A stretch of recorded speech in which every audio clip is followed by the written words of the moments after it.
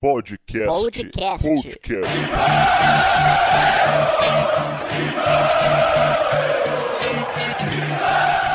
Começando mais uma edição do Podcast Mão, o debate sobre os assuntos do Esporte Clube Corinthians Paulista para você que acompanha pela internet o noticiário do líder do Campeonato Brasileiro, maior e melhor podcast exclusivamente sobre o Esporte Clube Corinthians Paulista, no YouTube, no SoundCloud, em todas as redes sociais da internet. Aqui você fica ligado sobre o todo-poderoso Timão, começando o Podcast Timão número 162, 162, comigo, Marco Belo, e com os meus amigos, meus colegas, Teleco e Vessone. Começando com você, Teleco, tudo tranquilo?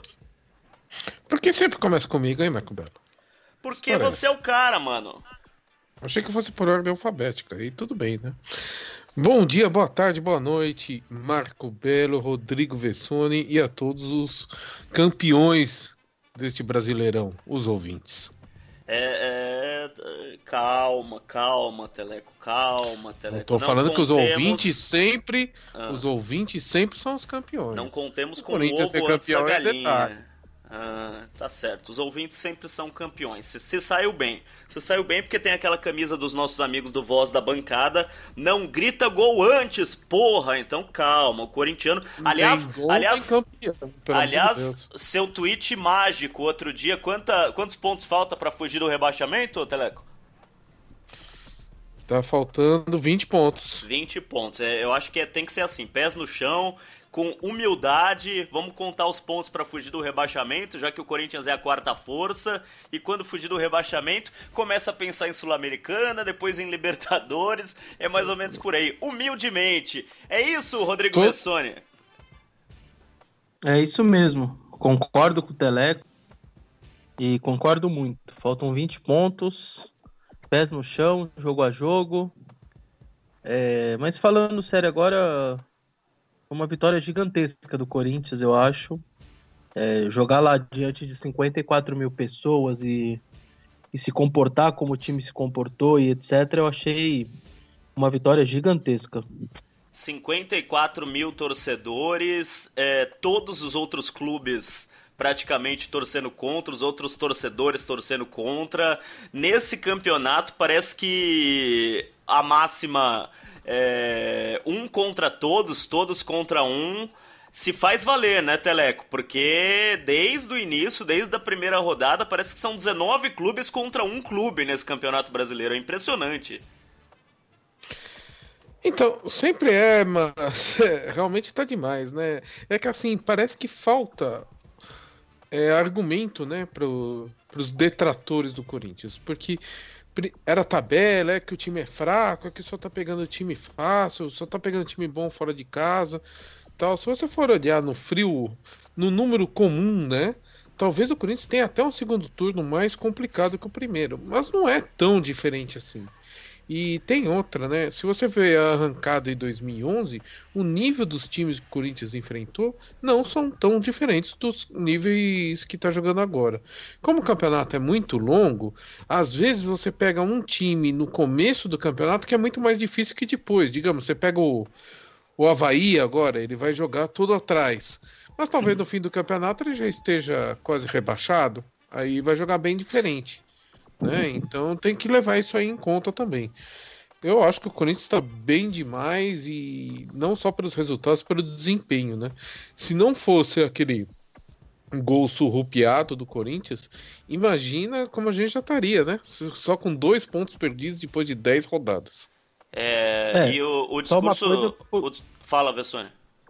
Não, então, em relação a esse mesmo, 2 pontos perdidos em 30, que era exatamente a campanha de 2011. O Corinthians fez 28 pontos em 30 possíveis nos 10 primeiros jogos de 2011, naquela arrancada fantástica. E, para quem não lembra, enfim, deve todo mundo se lembrar, o Corinthians chegou na última rodada precisando do empate, mesmo com 28 pontos, 2 a mais do que tem agora. Eu sei que a distância, acho que até pro terceiro e pro quarto era até hoje um pouco maior do que foi em 2011. Eu sei de tudo isso, mas o time que fez 2 pontos a mais do que esse Corinthians de agora precisou da última rodada para ser campeão. Ô, Vessone, até o PVC... só me tira uma dúvida. Se você olhar ali em qualquer tabela do Campeonato Brasileiro de 2011, você vai ver da primeira à 10ª rodada que o Corinthians realmente fez esses 28 pontos que você está citando. Mas acho que na 5ª ou na 6ª rodada, ela só foi disputada depois. Então teve um empate no meio aí. O Corinthians não teve essa sequência de vitórias que teve esse ano, porque teve um jogo fora de ordem. Então se você vê da primeira à 10ª rodada estatisticamente... Exatamente. O contrário do que você falou, Belo. Se você colocar o empate, que era da 5ª rodada, que era o Santos, que estava na final da Libertadores, e o jogo foi adiado, dá 26 pontos. Uhum. Como isso não aconteceu, aconteceram os 10 primeiros jogos, que aí, no caso, você tem que contar o que o Corinthians fez nos 10 primeiros jogos, como fez agora. Sim. Sem ser o número da rodada. Os 10 primeiros jogos foram 28, é isso? Isso, foram 28. Ah, tá. Se você colocar o empate sem gols na Vila, que era da 5ª rodada, mas que foi disputado só em julho, aí sim cai pra 26, entendeu? Entendi. Então... Porque a 12ª rodada foi Corinthians e Inter, que foi disputada antes da 10ª. Então, na prática foram 9 vitórias e um empate, sem contar o número de rodadas, que daí é só burocracia. Entendi. Você ia falar do PVC, Vessone, eu te interrompi? Desculpa. Não, só um detalhe que ele contou, até que o Corinthians, pra quem não se lembra, perde na 11ª rodada, naquele erro do Renan, o Pacaembu lotado, time vindo embalado, com essa pontuação maluca de 28 em 30, e aí joga lá, perdeu gols e etc. Foi 1-0 pro Cruzeiro com um gol lá do meio de campo. E aí o Corinthians perde a invencibilidade dele na 11ª. Na 14ª, ele é ultrapassado pelo Flamengo só 4 rodadas depois, mesmo fazendo 28 em 30. Na 14ª, ele perde a liderança pro Flamengo. Em relação ao Vasco, que foi o time que brigou com ele até o final do ano, na 22ª rodada, o Vasco ultrapassa o Corinthians também e se torna líder do campeonato. Só que a pontuação do Corinthians era tão alta no começo que mesmo com brechas, com derrotas, teve ali uma sequência, por exemplo, o Corinthians perde do Fluminense em casa, perde do Santos também em casa e empata com aquele 0-0 do São Paulo. Aquele momento foi um momento de grande turbulência. O Chicão pediu para sair da concentração. Aí o Tite se fechou no Morumbi porque sabia que se o São Paulo ganhasse aquele jogo, o Corinthians era ultrapassado pelo São Paulo. O Fábio Santos jogou com acho que é omoplata ou a clavícula quebrada, né? Foi pro banco de reservas contra o São Paulo. Esse jogo mesmo. E aí o Corinthians consegue segurar o empate, mantém o São Paulo 2 atrás, chega no final de semana, o Corinthians ganha do Bahia de 1-0, o São Paulo perde do Botafogo, e aí o Corinthians abre 5 e vai embora. Larga o São Paulo lá para trás, o São Paulo nunca mais pegou o Corinthians. Só que naquela quarta noite, naquele 0-0, o Corinthians correu o risco de perder a liderança até para o São Paulo. Mais uma vez perder a liderança, se o São Paulo ganha, ele passa o Corinthians 1 ponto. Então, lembra assim, na 20ª... dessa época, Vessa, que a gente falava que a gente tinha mais medo de escanteio que de assalto, por isso que saiu o Chicão. O Corinthians tomava gol de bola aérea de tudo quanto era lado. Então, assim, por que eu tô lembrando tudo isso? Porque, apesar dessa pontuação ser gigantesca, como são 38 rodadas, é muita coisa que pode acontecer. E aí eu alerto aí para essas melhoras aí de Palmeiras e Flamengo, principalmente para mim do Flamengo, porque o Flamengo ainda só tem a Sul-Americana, tem até a Copa do Brasil também, mas não tá na Libertadores, porque senão o foco ia ficar completamente na Libertadores. O Palmeiras daqui a pouco vai desfocar um pouco do brasileiro também, assim como o Grêmio já anunciou o time reserva sábado contra o próprio Palmeiras, por exemplo. Então, assim, eu alerto para essas duas melhores, porque o Corinthians faz 3 vitórias e um empate nas últimas 4 rodadas, e o Flamengo faz as mesmas 3 vitórias e um empate. Então, assim, você não parece que a distância tá grande, mas não pode bobear, assim, você não pode perder ponto em casa, com 2 jogos em casa, como vai acontecer agora. Você tem que fazer 29, 32 pontos, ir para o Allianz Parque muito tranquilo na liderança e mostrar para o Palmeiras que ele tem que ir para cima com tudo, ele vai ter que se virar para ganhar do Corinthians. Então, assim, por mais que a pontuação seja ótima, Eu faço só esse alerta aí, porque é muito campeonato pela frente mesmo. Assim, 2011 é a prova. É importante a Posso lembrança colocar uma coisa também? É importante a lembrança do Vessone, porque em 2011 foi uma campanha muito parecida, né? E tem muita gente que não se lembra dessa arrancada do Corinthians no começo, e mesmo assim foi pau a pau em algumas rodadas. O Vessone lembrando que alguns times chegaram a ultrapassar o Corinthians. A única diferença desse ano é realmente a distância, que é absurda, né? Na 10ª rodada, a gente está gravando esse programa, o Botafogo ainda não jogou, mas se o Botafogo ganhar do Avaí, serão 8 pontos para o terceiro colocado. Isso, para mim, eu acho mais absurdo do que a pontuação até do Corinthians. 8 pontos para o terceiro colocado em 10 rodadas é uma coisa sensacional, Teleco. Então, e eu só queria lembrar também uma coisa de 2011, porque o Corinthians teve essa arrancada, daí depois ele ficou muito instável durante um bom tempo. Só no final, né, que o Corinthians começou a mudar isso aí, que ali pela 34ª rodada, aí o Corinthians pegou uma sequência, né, que ganhou de Atlético Ceará, Atlético Mineiro e Figueirense seguido. Porque o Vasco vinha logo atrás, né? O Corinthians chegou à última rodada dependendo só de um empate contra o Rivale, mas foi difícil. Agora, também tem outra coisa, tirar 10 pontos, né, por melhor ou mais estrelados que sejam outros times aí, é muito difícil você tirar 10 pontos no campeonato competitivo com o brasileiro. E o Corinthians não tá jogando mal. O Corinthians tá com um desempenho fantástico, porque às vezes você ganha na sorte, né? Você ganha naquele gol meio errado, aquela bolinha besta na área e tal. Não é isso que tá acontecendo. Bola no chão, agora eu acho que vai acontecer, dedicação. De qualquer forma, mesmo jogando bem, mesmo eu concordando com tudo que você tá falando, vai acontecer de empatar 2 seguidas, vai acontecer de empatar uma em casa que não podia, ou de perder fora, sei lá. Eu acho que vai acontecer isso. O que não pode acontecer é uma sequência negativa. Isso eu acho que o Fábio Carille é muito antenado em não deixar o time cair. E o jogo contra o Grêmio, para mim, mais importante do que o resultado até, o resultado foi importantíssimo para abrir 4 pontos sobre o Grêmio, mas mais importante do que isso foi mostrar que o time é frio, o time é copeiro, porque foi um clima de decisão, 54 mil torcedores contra, pênalti no último minuto, foi uma final de Libertadores ali, e o time se mostrou frio. Então eu acho que se de repente o Corinthians pega um Botafogo domingo, vamos bater na madeira aqui, ó. Pronto, mas se perde, por exemplo, não vai, putz, agora ferrou tudo, agora vamos começar a jogar mal. Não, eu acho que o time vai, no jogo seguinte, vai começar a voltar ao equilíbrio. Eu acho que isso o Corinthians mostrou contra o Grêmio nesse final de semana. E outra grande notícia, que a gente tinha nossas dúvidas sobre o elenco, que quem estava no banco de reservas não ia conseguir segurar a peteca, e não é o que está mostrando. Né? Aliás, assim, sem exageros, né? Sem exagero, nosso Robin entrou e foi bem, hein? Aliás, teve exagero. Mas assim, ele teve um primeiro tempo com alguns erros de passe, erro de desarme e tal.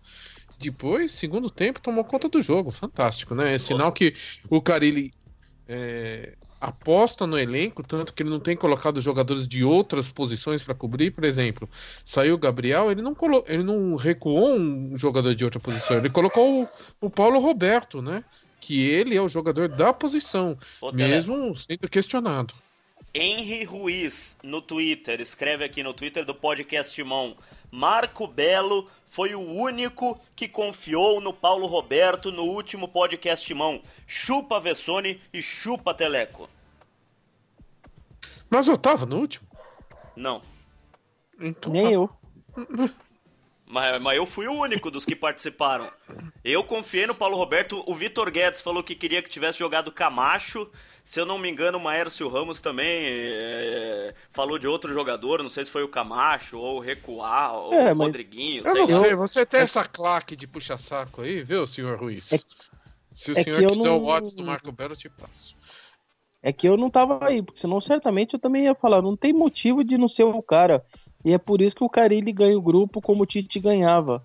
Vai lá, 3, 4 dias antes, anuncia que é o cara, que todo mundo já sabe que ia ser ele, os outros não falam nada porque tem consciência que vai ser ele, acabou, e segue o barco. E é assim que o Carille tá conseguindo levar o grupo, como o Tite também fazia, entendeu? Então, eu não tinha espanto zero que jogou o Paulo Roberto. Uma coisa que se o Paulo Roberto faz aquele gol no primeiro tempo, vai pro prêmio Puskás aquele gol, hein, Vessone? Uma coisa só, Belo, que eu acho, aliás, 19 minutos do primeiro tempo, a gente vai terminar o podcast, mas o jogo não vai ter acabado, depois todo mundo vai ficar sabendo, mas 19 minutos do primeiro tempo, o Engenhão com o Newton Santos com público bom, muito bom mesmo, tem muita gente, 2-0 pro Avaí, em 19 minutos. Isso faz com que o Corinthians possa terminar a rodada com 9 pontos sobre o terceiro colocado, que daí fica sendo o Flamengo. E o Botafogo, como joga quarta-feira na Libertadores, que na quarta que vem, provavelmente com time reserva ou quase cheio de reservas contra o Corinthians no domingo. Aliás, uma coisa que eu acho que... Falando sobre isso, o Teleco chegou a tocar nesse assunto, mas a gente mudou de assunto. Sobre essas desculpas que os outros times usam contra o Corinthians. O Renato Gaúcho, a entrevista dele, pra mim, foi tão patética. Aliás, é Renato Gaúcho, não é Renato Portaluppi, que isso é viadagem. Renato Portaluppi. O cara sempre foi Renato Gaúcho a vida inteira, agora os caras lá querem mudar ele. Pô, o Marcelinho Paulista jogava em São Paulo e era Marcelinho Paulista. Não é porque joga em São Paulo que o cara desvira, tira o apelido. É Renato Gaúcho. Fodam-se. A entrevista dele foi tão ridícula, cara, que eu acho que os corintianos não deveriam nem repercutir esse negócio dele falar, porque eles estão sendo beneficiados porque jogam menos. Porra, você acha que os corintianos não queriam jogar Libertadores? Que os corintianos não queriam jogar Copa do Brasil? Se ele tá jogando Libertadores e Copa do Brasil, ótimo pra torcida do Grêmio, ele deveria agradecer e deveria tentar ganhar todas. Eu duvido que o Fábio Carille falaria, não, mas a gente tá sendo prejudicado porque a gente tá na Libertadores. A puta declaração idiota, você não acha, Vessone? E mais do que isso, né? E mais do que isso, quando o Corinthians estava se matando, quarta e domingo, aquele monte de mata-mata, Copa do Brasil, Paulista, Sul-Americana, aí ninguém falou nada, né? Tava todo mundo tranquilão, Libertadores espaçada. O Santos, por exemplo, o Corinthians já tinha jogado quartas de final, tava na semifinal do Paulista, tinha jogado com, acho que a Sul-Americana, já tinha jogado com o Inter, e o Santos tinha 2 jogos da Libertadores ainda na primeira fase. Então, assim, um tempo atrás, quando o Corinthians se ferrou quarta e domingo, ninguém falou. E aí agora dá uma dessa? Não dá, né? Eu só queria dizer uma coisa, que eu acho que nesse momento que o time tá tão bem dentro de campo, eu acho que pra dar... Porque assim, você sente em comentários de jornalistas, até rivais comentando e falando, que estão meio que esperando um pouco uma espécie de problemas do Corinthians financeiros, de debandada de jogador, como se fosse meio que a última salvação para que o Corinthians não siga essa batida.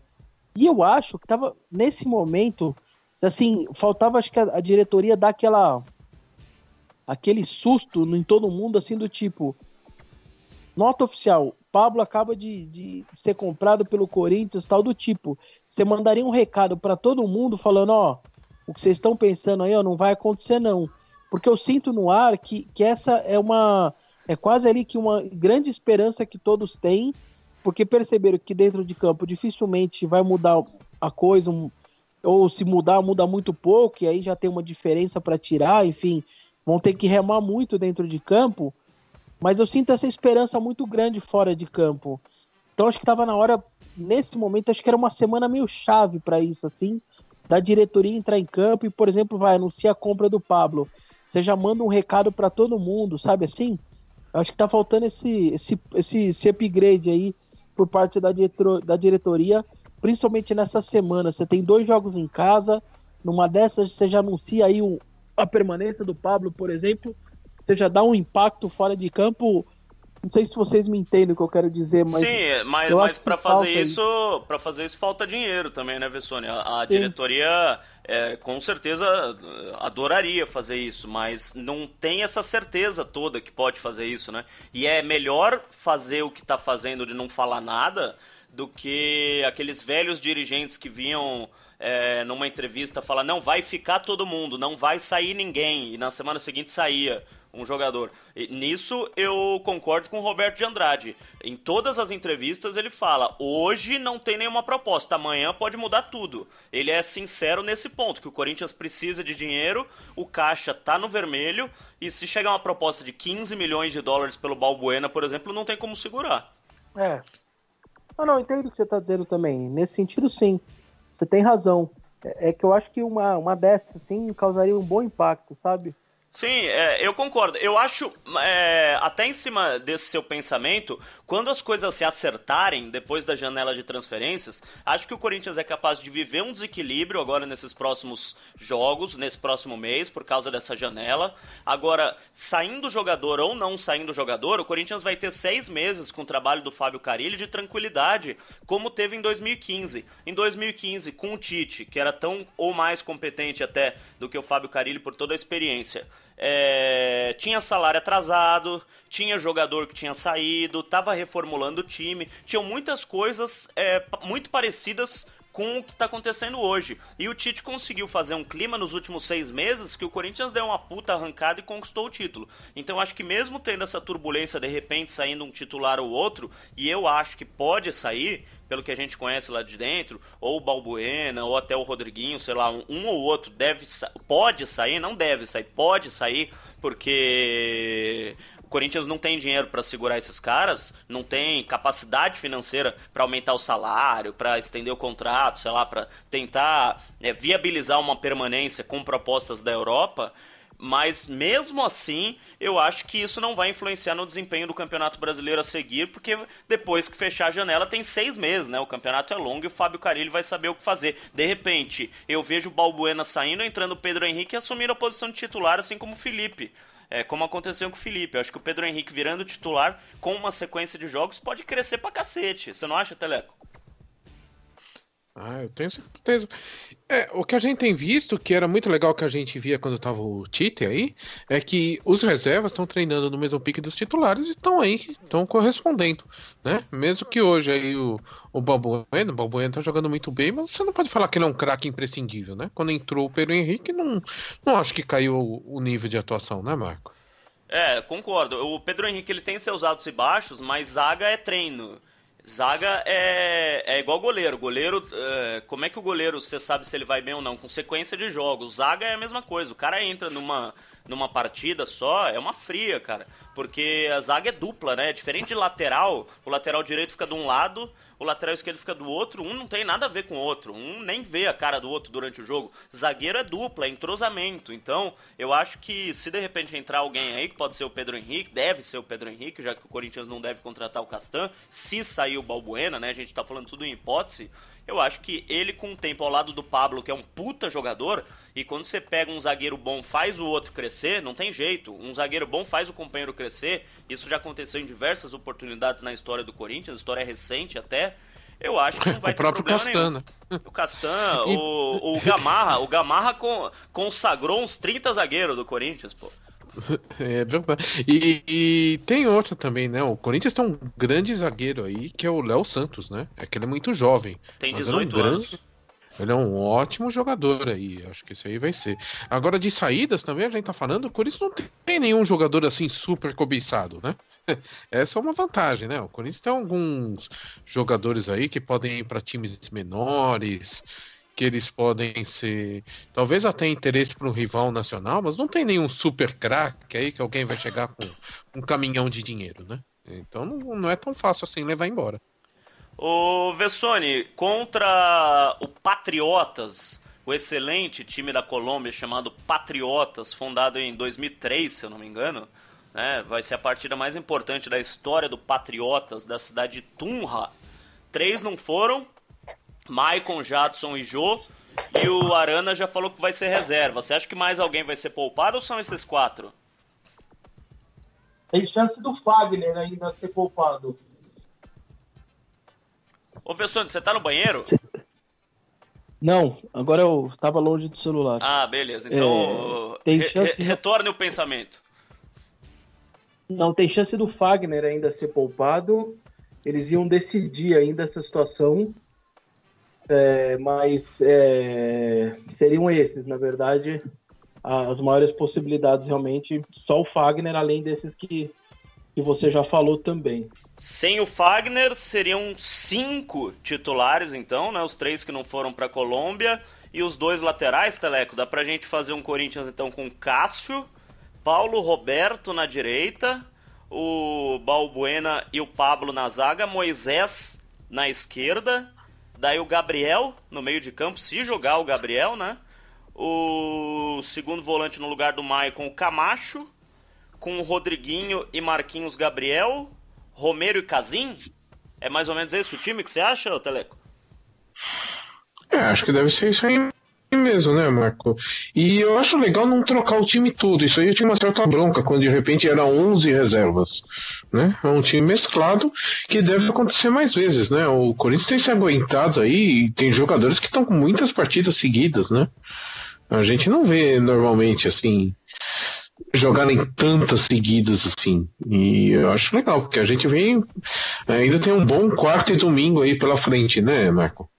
Eu só sou um pouco contra esse negócio de levar pra viagem e não colocar em campo. Porque eu acho que o que menos cansa o jogador é jogar. O jogador adora jogar, cara. Tanto que férias de final de ano os caras jogam dia sim, dia não. Jogador de bola, o cara reclama, porque eu jogo sábado, jogo domingo, jogo quarta, jogo quinta. O problema não é jogar, o problema do jogador é concentração, é acordar cedo, é viajar, é não poder dormir em casa, é ter que fazer a alimentação correta. Esse é o problema do jogador. Jogar os 90 minutos lá, os caras fazem de brincadeira.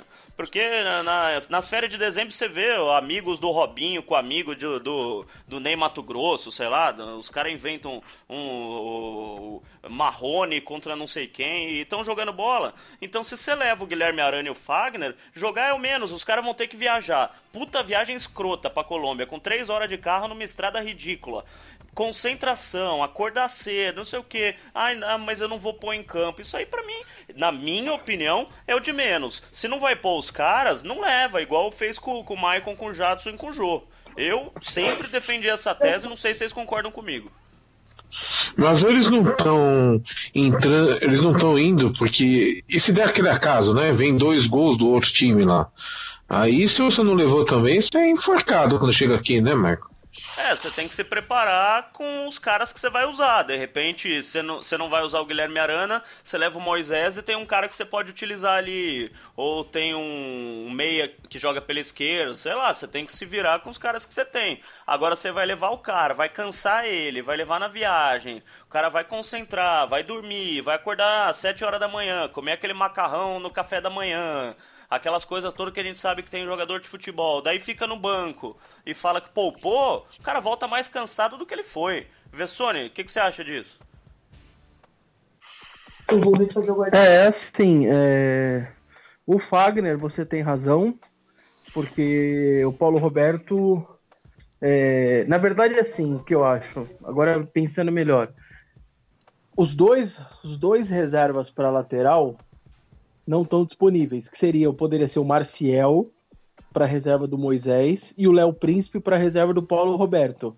Eu acho que se tivesse os dois, ele teria deixado o Arana e o Fagner aqui. Se você parar para pensar, como não tem os dois, joga o Moacir na esquerda. Precisou de outro cara, não tem ninguém. Joga o Paulo Roberto na direita, o Fagner ficou no Brasil. Você vai ter que improvisar da improvisada. Então acho que foi isso que foi o critério que foi utilizado. Eu tô pensando agora comigo aqui nessa situação, por não ter os caras que poderiam ser os reservas dos reservas, entendeu? Essa com certeza vai ser a justificativa da comissão técnica, mas eu acho que se levou, eu jogo, entendeu? Eu vou pensar o contrário. Então, já que não dá pra não levar, eu concordo com vocês, não tem o reserva do reserva, não vai levar só um lateral. Então joga o Arana e joga o Fagner, sei lá. Eu acho que o meu pensamento é esse, o que menos cansa é o jogo. Se alguém aqui já viajou pra fora do país, alguém que tá ouvindo a gente sabe, é cansativo pra cacete a viagem. E pra quem não sabe, o Corinthians vai pra uma cidade, Bogotá, de avião, já chegou, né? A gente tá gravando, o Corinthians tá chegando lá, mas quando você estiver ouvindo já vai ter chegado. Mas enfim, vai de avião até Bogotá, pega um ônibus até uma outra cidade, Tápia, sei lá, alguma coisa assim, depois vai até outra cidade, 40 quilômetros pra frente, numa estrada esburacada de busão, 3 horas de viagem, tem esse negócio de concentração, de horário. Então, o que eu tô falando o que menos cansa são os 90 minutos. O cara vai estar cansado, então, sei lá, mas isso aí a gente tá falando sobre hipóteses e a delegação já viajou, já tá lá, os que foram, os que não foram estão descansando com certeza, o Jadson, o Maicon e o Jô. Antes da gente finalizar esse podcast 162, só queria saber se o Vessone ou o Teleco tem alguma informação a respeito de um assunto que preocupa o torcedor do Corinthians, que é esse negócio de atraso em pagamento, né? Hoje não, né? Acho que foi ontem, anteontem, sei lá, surgiu a história do Gabriel, que o Corinthians não tinha pago os valores referentes à contratação do Gabriel, e tem uma coisa que me preocupa muito. Quem deu essa informação a primeira vez, pelo menos que eu tenha visto, foi o Benjamin Bá, na Fox Sports, né? Pelo menos eu li no Twitter que ele que deu a informação do atraso ao Gabriel. O Benjamin é muito amigo da família do Mário Sérgio Pontes de Paiva, falecido no acidente da Chapecoense, que era comentarista da Fox. E o filho do Mário Sérgio é o Bruno Paiva, que é o empresário do Gabriel. Então você vai seguindo o caminho da notícia, você vê que a notícia é quente. Porque é impossível o cara dar uma notícia sendo amigo do empresário do cara e não ter confirmado com o empresário do cara. Não sei se o ouvinte está me entendendo. Você vai fazendo o caminho da notícia para ver se o negócio é quente e se a fonte é fidedigna. Então acho que tem procedência essa notícia desse atraso que pode fazer com que o Gabriel seja mais um cotado a sair no meio do ano. Vessone e Teleco, vocês têm alguma informação nova a respeito disso? Eu queria colocar uma questão sobre isso aí, Marco. Se ele só tivesse falado, teve o atraso para o Gabriel, teve o atraso para o Monte Azul, né? Aliás, o Monte Azul não é que o clube precisa de alguma coisa, né? O Monte Azul é só o clube de fachada da OTB que usa para emprestar os jogadores dele, como era, por exemplo, o Bruno Henrique também era do Monte Azul.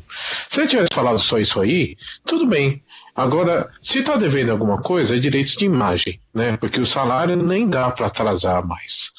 Né? Eu até estranharia, pelo nível salarial que a gente espera que seja o Gabriel, que ele tenha direitos de imagem, mas isso daí não dá para adivinhar, né? Só é estranho. Agora, falar que tem uma possibilidade grande dele deixar o clube, eu acho que aí está exagerando.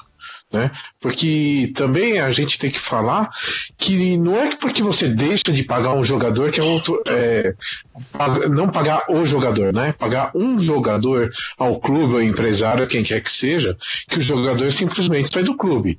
O que acontece, o cara vai ficar sem receber, vai ficar chateado, né? Vai ficar triste e ou ele vai colocar notícias, né? Ou ele vai entrar lá na FIFA, o cara não tá me pagando, preciso desse dinheiro, entra na justiça, tal, mas você não pode simplesmente rescindir o contrato. E o Gabriel, independente de qualquer coisa, ele parece feliz demais no Corinthians, né? Além daquele fato dele ser corintiano, que influi, a gente sabe que não é mágico, né? Isso daí do cara torcer pro time que ele joga, mas ajuda. Ele também, para ele é um lugar bom para ele estar agora, né? É muito melhor ele tá no Corinthians, de todos os times brasileiros é o melhor, do que para reserva de algum time europeu. Eu não vejo o Gabriel forçando a saída dele. Isso daí me parece mais uma pressão para o empresário receber o que ele tem que receber do que outra coisa qualquer. A notícia quando surge, ela surge de algum lugar. E geralmente é o empresário que usa uma fonte que ele tem, uma amizade que ele tem na imprensa para passar o recado de que ele precisa receber esse dinheiro. Então é obviamente o empresário do Gabriel querendo receber. E sobre o que você falou de salário, realmente, salário, se você atrasar 3 meses, dá rescisão contratual. Então você pode atrasar no máximo 2 meses. No caso do Corinthians, acho que o Vessone até estava junto, a gente estava conversando com o pessoal da diretoria outro dia lá na arena, acho que você estava do meu lado, né, Vessone? Que o pessoal estava explicando que há muito tempo os jogadores têm o direito de imagem, uma parcela muito pequena dos ganhos, né? 90% salário e 10%, se muito, de direito de imagem. Então não é direito de imagem que está atrasado. O que está atrasado, pelo que eu fiquei sabendo, é o pagamento de luvas. Quando você faz uma transferência de um clube para o outro, é como se fosse uma porcentagem, né? Uma bonificação ao empresário, que são as chamadas luvas, pro Gabriel. O Gabriel receberia essas luvas e também a transação em si. Porque, como você disse, ele pertence ao Monte Azul. Então, apesar dele ter rescindido o contrato dele com o Palmeiras, ele pertencia ao Monte Azul. O Corinthians contratou o Gabriel. E, se eu não me engano, são 7 milhões de reais que o Corinthians concordou em pagar, nesse caso, ao empresário, né? Ao Bruno Paiva, que é o dono da OTB, que comanda o Monte Azul. Então, seriam 7 milhões de reais que o Corinthians está devendo da compra do Gabriel, além das luvas para o jogador. E isso aí, com certeza, não vai ficar elas por elas, né? Porque empresário, quando não recebe, sabe como é que é, né, Vessone?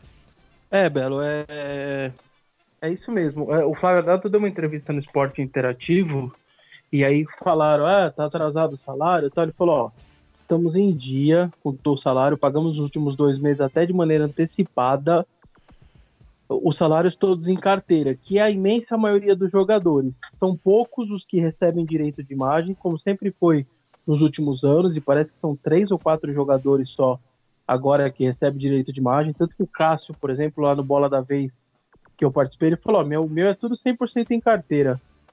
Em 2015 tinha aqueles atrasos mesmo de direito de imagem, só que eu passei o ano inteiro com o meu salário em dia, porque eu optei tudo pela carteira, então eu não tive problema nenhum durante o ano inteiro, ele falou. E agora a mesma coisa, aí o Flávio Adalto confirma que tem os direitos de imagem estão atrasados, mas de acordo com ele, são poucos jogadores, acho que são 3 ou 4 jogadores, e falou também que estava devendo para alguns empresários, que isso também o clube não estava conseguindo acertar. Então bate aí com essa situação, certamente do Gabriel, é um caso, o Corinthians não deve ter pagado ainda para os direitos, a compra dos direitos e as luvas, não, acho que eu duvido que tenha acertado pela atual situação financeira do clube, e aí faz parte, acho que faz pressão, né, e aí você passa ali por informação para frente, por jornalista, etc, porque no mínimo assim, o Corinthians meio que deve ter esquecido dos caras, deixaram os caras no gelo, passou um tempo, 1 mês, 2, 3, os caras falaram, deixa eu fazer uma pressão, falar que ele pode sair e tal, eles vão lembrar que eu existo e aí vão correr atrás para poder me pagar pelo menos uma parte disso, etc. Eu acho que faz parte, eu duvido esse negócio de sair e tal, acho que isso tudo é meio exagerado, só que a dívida, enfim, e a notícia em si deve ser verdade, porque o Flávio realmente confirmou que deve para alguns agentes e também direitos de imagem, então eu acho que faz parte disso daí, essa situação, mas de sair e tal, também acho que seria algo bem difícil mesmo. Beleza, passado tipo de limpo terrorismo. A situação. Fala, Teleco. Não, tô falando que é um tipo de terrorismo, né? E hoje você pode notar que todo mundo tá indo ou pra Lazio ou pro Betis também, né? Não sei se a Lazio e o Betis estão contratando tanta gente assim. Mas é só ver aí outros jogadores. Mesmo o caso do Balbuena, né? Que ficou se falando Lazio, e que apareceu foi uma proposta do Genoa. Exatamente. Mas a gente faz aqui o nosso papel de passar a notícia, que eu acho que deve ser verdadeira, desse problema aí financeiro envolvendo o Gabriel. A gente está passando a notícia até para o torcedor ficar ciente, né? E a gente vai torcer para a diretoria colocar tudo isso em ordem o mais rápido possível. Para finalizar com um choro de Lorenzo ao fundo, o filho do Rodrigo Vessone, vou pedir o palpite para Patriotas e Corinthians. Um Corinthians mistão na Colômbia contra o futuro campeão mundial Patriotas. Vou começar com você, Teleco. Qual o placar? Corinthians 2-0, Marco Belo. E outra, o Lorenzo chora muito menos que o Renato Gaúcho. O Rodrigo Vessone, que ligou a câmera agora, que beleza, hein? Tô vendo o Rodrigo Vessone aqui com imagem, esse podcast mão no finalzinho. Seu palpite, Vessone? 2-1 pro Corinthians. 2-1 pro Corinthians. Eu palpitarei 1-0 Corinthians. 1-0, gol de Casim. Vou torcer pelo Casim. Parece ser gente boa esse cara. O cara é engraçado, só é ruim de bola, coitado. Mas é gente boa, esforçado, guerreiro. Enfim, é o tipo de jogador que a torcida abraça, né? Ruim de bola, mas que a torcida abraça. Não, guerreiro não. Lutador, pronto. Vou mudar o Melhorou bem. Ô, Vessone, abraço, até a próxima. Abraço, até a próxima. Lembrando que essa semana ainda vai ter o programa do Almanac do Timão, com fatos históricos dessa semana, de junho, da última semana de junho, e no final da semana, depois do próximo podcast Mão Debate, vai ter mais um Voz da Arquibancada, o papo da torcida corintiana, e esse próximo Voz da Arquibancada promete ser quente, que o pessoal vai contar a história do Jonathan, lá de Curitiba, hein? Lá daquela briga que aconteceu na capital do Paraná. Então não perca, em seguida ao podcast Mão, ou terça ou quarta, vai sair o Almanac, e no final da semana, o próximo Voz da Arquibancada aqui no canal do podcast Mão. Teleco, um abraço, cara! Um abraço a todos e vai, Corinthians. Podcast.